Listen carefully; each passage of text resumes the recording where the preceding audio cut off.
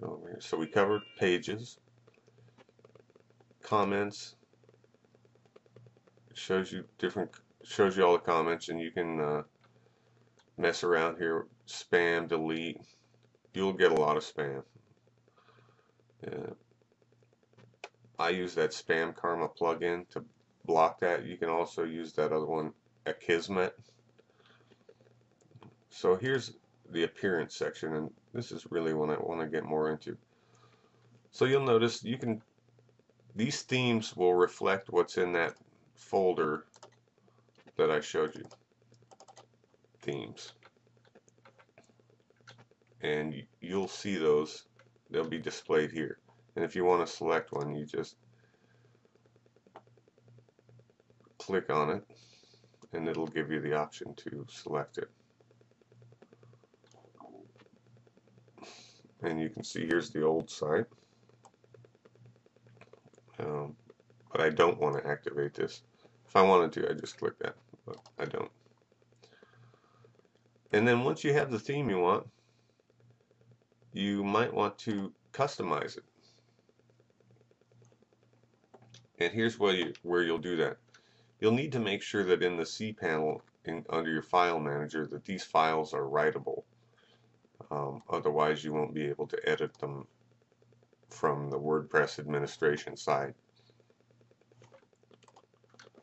So you'll be able to edit most of this stuff, the basic stuff, from the style sheet. And let me kind of explain how this works. So the CSS basically tells this HTML how to look. So this CSS is going to tell elements that are in these pages, these other PHP pages that contain HTML, them how to look. And let's go over some of this stuff. So you'll see these HTML elements: body, paragraphs. This A is a link, and it has 4 different states: link, visited, hover, and active. IMGs, obviously that's an image. Block quote basically just indents things. And what this is, this number sign is an ID. That corresponds to an identifier that's on one of these pages in here. And that's what all these are. If we're looking for this identifier, so we would look for head, and then we would come back over here and into the index template, and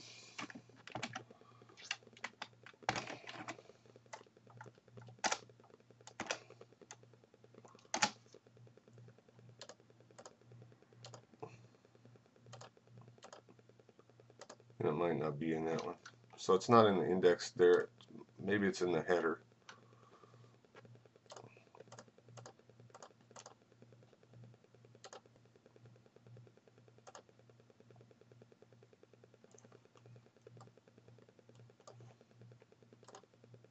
There we go.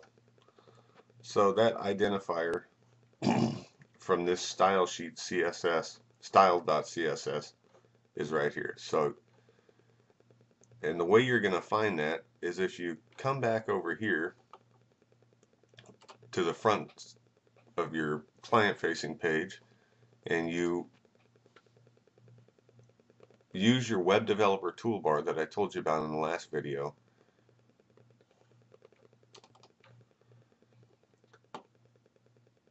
And you select information, display element information, you should be able to find most of these. Here we are. And so see this red outline that's around the header? It tells you that we're in the head ID. And so you know if you make a modification over here on this page that the result is going to happen up here in this portion of the page, because remember, this is modular, and each one of these files in here corresponds to one of those modules over here on the client facing side.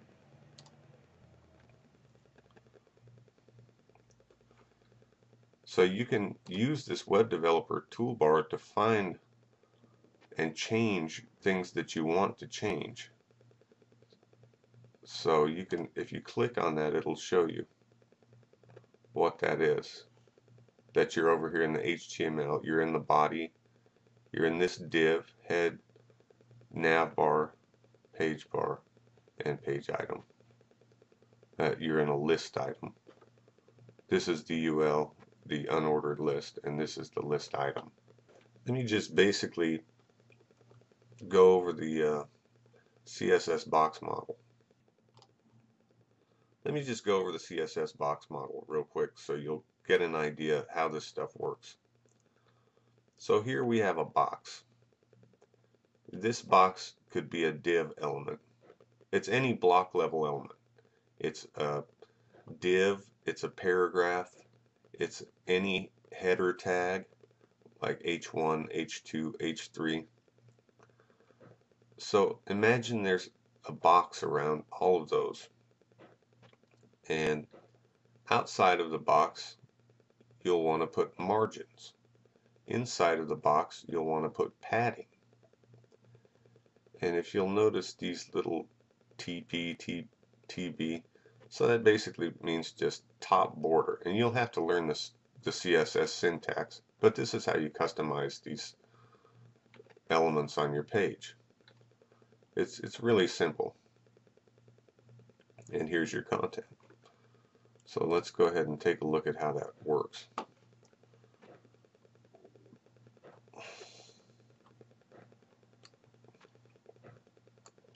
So over here it's telling us that in this div head that we just looked at, that's over here in the header file, the width's going to be 960 pixels.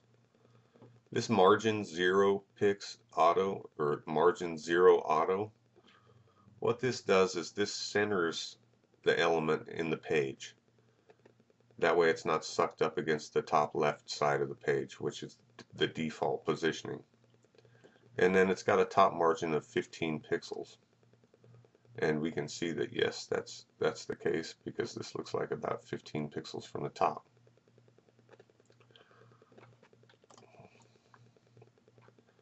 Padding is 0 pix on this one. And a pixel is just a unit of measurement. There are other units of measurement that you can use as well, such as ems, which is basically the volume of the letter M in the default language. There is percents, which is self-explanatory. And I think you can even use inches and centimeters. So you've got a lot of choices when it comes to sizing things. And for instance, here somebody's used font size, and they've used the M size. So that's about it in a nutshell. If you have any questions on this stuff, just go ahead and fill in the contact form, and I'll try and answer them for you. Okay guys, take care.